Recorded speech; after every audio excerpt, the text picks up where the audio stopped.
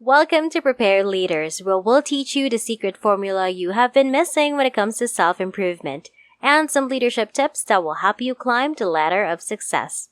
In this video, I'll go over the steps for developing strong communication skills. The following steps must be taken. Say something positive. Try to remember everything you can. Make notes and keep a journal about your experiences because as you go through life, you'll have something positive to say. From your shortcomings, from your accomplishments. In some cases, you might want to write it down instead of just keeping track of it in your head. This way, it will be written down and recorded, and you can use it in the future. You're going to have something better to say about the mistakes you've made and how you remedied them and saved yourself. Preparation is the secret to effective communication.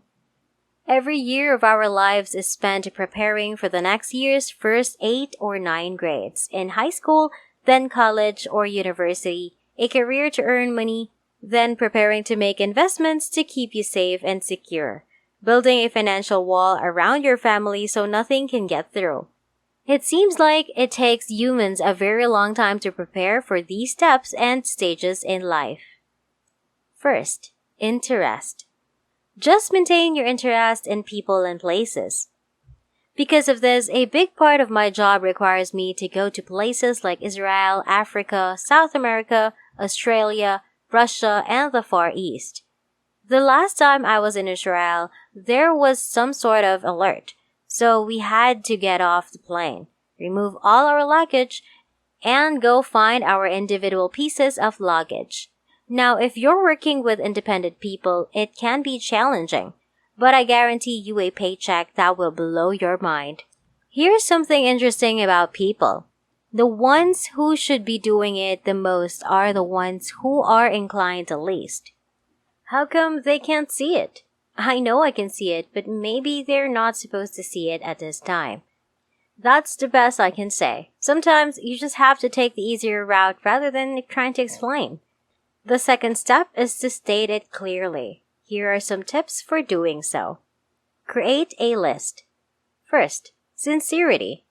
If a message is delivered with sincerity, that is what matters. If the speaker, the parent, the mother, or the friend is sincere, even when discussing a sensitive subject with us about some changes we should probably make, we will likely give them the benefit of the doubt and allow them to argue their point if we believe they are sincere, and not just trying to criticize for the sake of criticism. Sincerity is not a test of truth, rather it is the only test of truth. We hope that someone will be both truthful and sincere. But we must be careful not to mistake sincerity for truth. As I've said before, the only way to improve at something is to actually do it. Go out and do it. Take every chance you get, and you'll soon be a better person.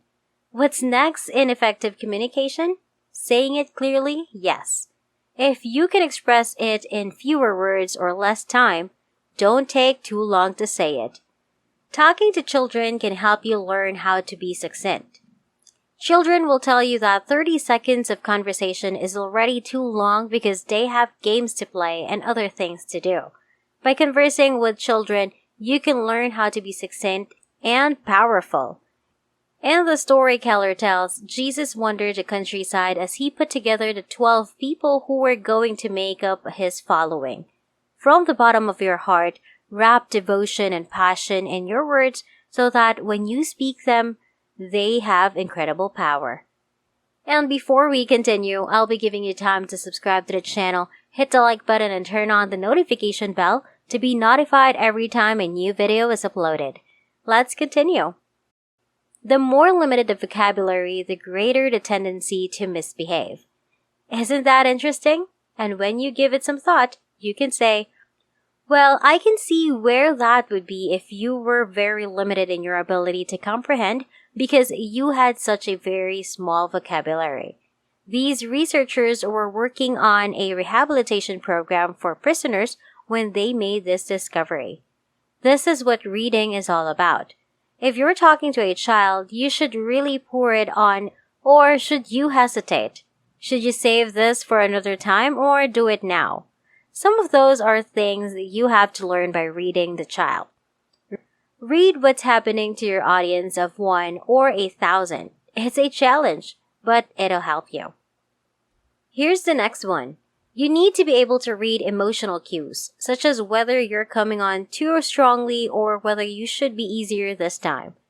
Women are particularly adept at this because they can read cues from their bodies.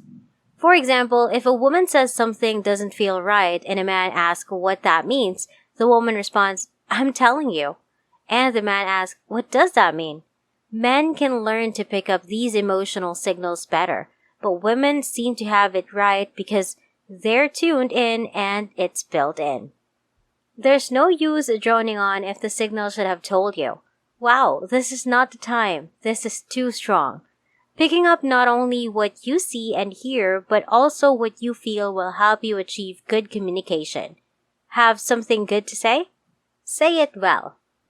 Here's the formula for well-chosen words combined with measured emotion. Not only do the words need to be well-chosen, but the emotion also needs to be well-measured, which means not using too much force for a trivial point. Actors on stage or in the movies who give performances need to learn the skill of using the appropriate amount of emotion with the dialogue and words that are need to be spoken. If it's done well, it can be incredibly effective. Thank you guys so much for watching this video. Make sure to give this video a big thumbs up and turn on the notification bell so you'll know when I upload new content.